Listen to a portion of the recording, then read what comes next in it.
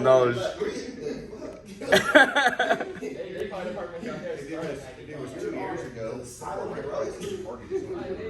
Yeah, that's what it does. Everyone works in LA. But now it's crazy. All right, so let's go over this stuff. Before I get started, any questions about anything, like any clarification about what you guys went over yesterday, the day before yesterday, about life? Nothing? All right, so respiratory emergencies. Let's go through it. The first few slides is gonna be review. You guys should already know it, so I'm gonna ask you guys questions about it. And it's gonna be boring because you guys should know it. We've gone over this stuff like 3 times. So every time I breathe in, manual, what 2 muscles am I using when I take a breath in? Intercostals. So we'll see these are your intercostal muscles. Damn, I always forget your name. I'm sorry. Adrian, I was close. Adrian. What are in layman's terms? What are intercostal muscles? Layman, like simple. Like when you go to Chile, how do you order these intercostal muscles? They're like your ribs. The ribs, right? The rib muscles. So the intercostal muscles, when you use them to take a breath in, are they gonna go outward or inward? Outward. Gonna go outward. Cool. So intercostal muscles. And how about your diaphragm? Where is it gonna go? Where is it gonna move? I go down. Awesome. I didn't say it's for diaphragm. Okay. Brian. So when the intercostal muscles go outward, the diaphragm goes downward, what kind of pressure are we making in here? A negative pressure. Negative pressure. And that's correct. So we're making negative pressure. Where are we making that negative pressure? What is this called? This whole section right here, where your lungs and your heart is, what is it called? The thoracic cavity. Awesome. So negative pressure is being created in the thoracic cavity every time the intercostal muscles go outward and the diaphragm goes downward, right?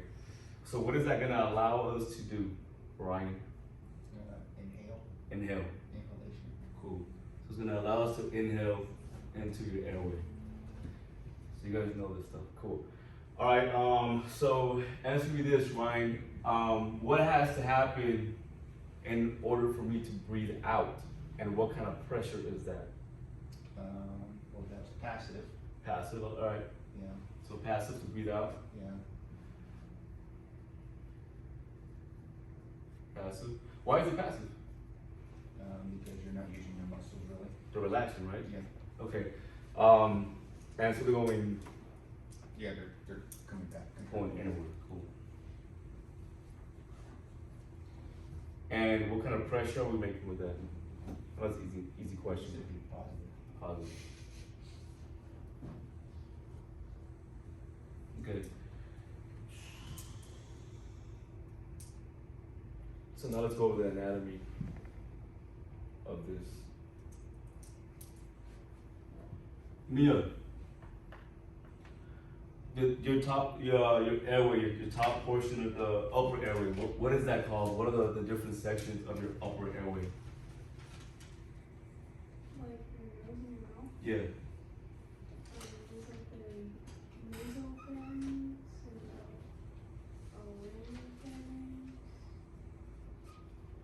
oropharynx. What is this one called? Behind the mouth? Oropharynx. And then what about right when we get to your neck area, where the Adam's apple is supposed to be at? The what? Is it the laryngo? Laryngopharynx? And hypo? Perfect. Can you answer me why it's called the hypopharynx? Why would it? It's low. So hypo means what? You said it. The low. Cool. Okay, so that's the upper airway. Nate, if I were to just talk about the entire upper airway, I'm talking behind the nose, behind the mouth, and this section right at the neck, where we get to the neck, what word would I use if I'm just talking about that? If you were just like all of it combined? Or- Yeah, just all of these different sections, what's the one word I would use? Pharynx. Pharynx. That's good, pharynx. So pharynx, so if you ever hear pharynx, they're referring to the entire passage of the upper airway. Cool? Alright, so now we're going down to the lower airway. Any questions so far? No? You have a question? No. Alright. Where is the division point between the upper airway and the lower airway? What's it called?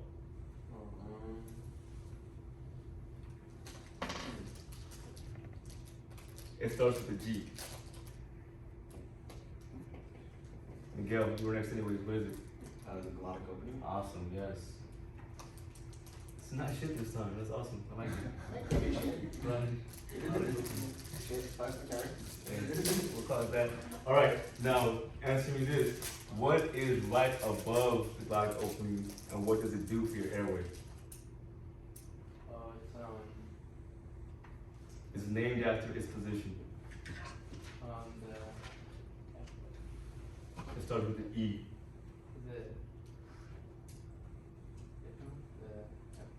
Yes, it is epiglottis. Don't doubt yourself. All right. So, Ryan, explain to me or describe the epiglottis, please. It's a flap of tissue that blocks obstruction from getting into your upper airway, or lower airway, I should say. Okay, like a leaf-shaped valve, right? Yeah. Kind of.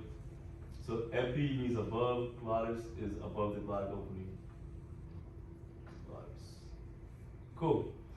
Okay, so back to manual. What is the first section of the lower airway? What is that called? The windpipe. Trachea.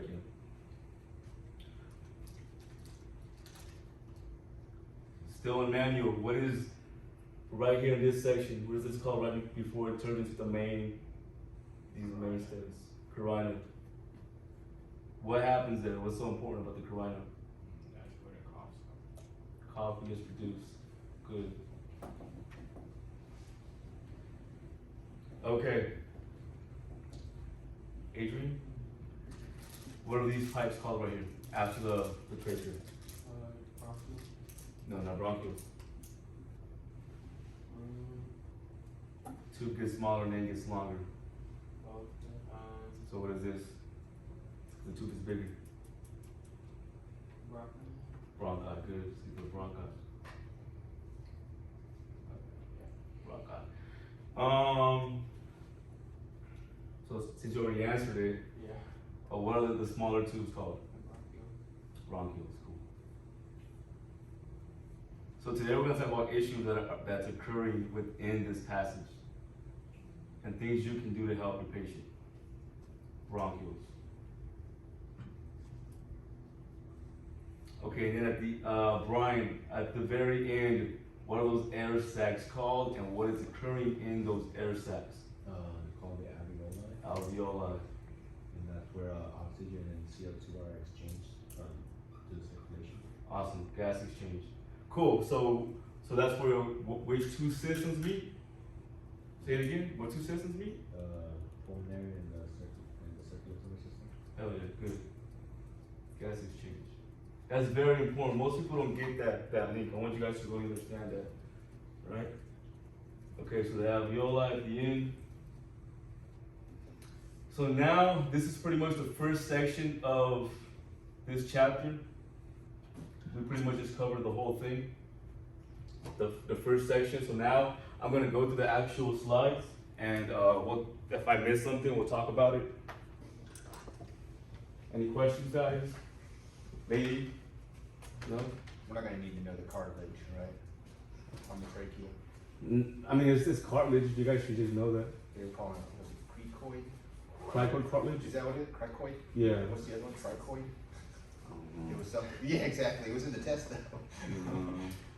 That was that. Yeah, it was in one of the tests. Yeah, I remember all about that.